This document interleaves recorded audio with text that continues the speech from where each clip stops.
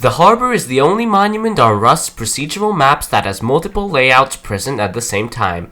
But what kind of loot is there, and is it worth it? Welcome to the Rust Monument Guide, where today I'll be telling you all the essentials you need to know about the Harbour. As mentioned in the intro of this video, there are two layouts of the Harbour. One is more of a storage/shipping facility, while the other appears to be some kind of processing plant.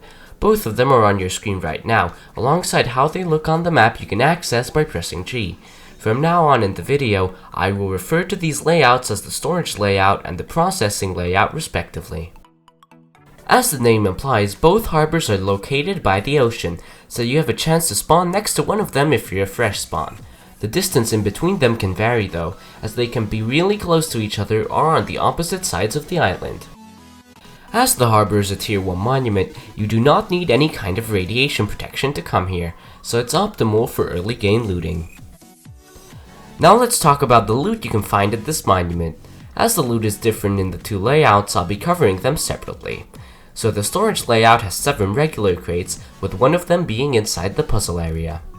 Each of these regular crates contain 5 scrap and random low tier components or Tier 1 items. This layout also has 1 military crate, which has 8 scrap and random mid-tier components or Tier 2 items. On your screen right now is the loot map of the storage layout, with each crate representing the potential location of a regular or a military crate, but keep in mind that crates might not be present at all of these locations at once. The green keycard represents the location of the puzzle area.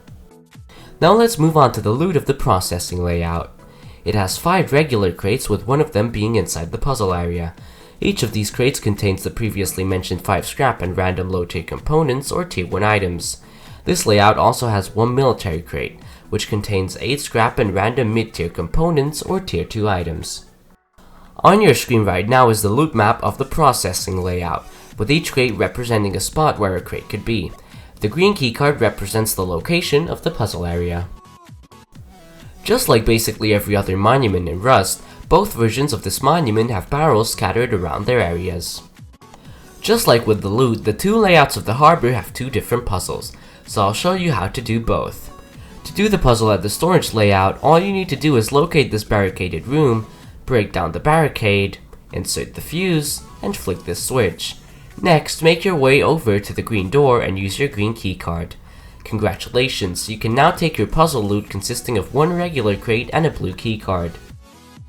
To do the puzzle at the processing layout, all you need to do is go to the bottom floor of this container, insert the fuse, and flick the switch. Next, head to the top floor and use your keycard on the green door, and congratulations, you can now claim your puzzle loot of 1 regular crate and a blue keycard. Finally, let's talk about the services here at the Harbour. Both layouts have a recycler and an ore refinery, and both lack a research table. Here's the map of where these services are located at the storage layout. And here's where they are located on the processing layout.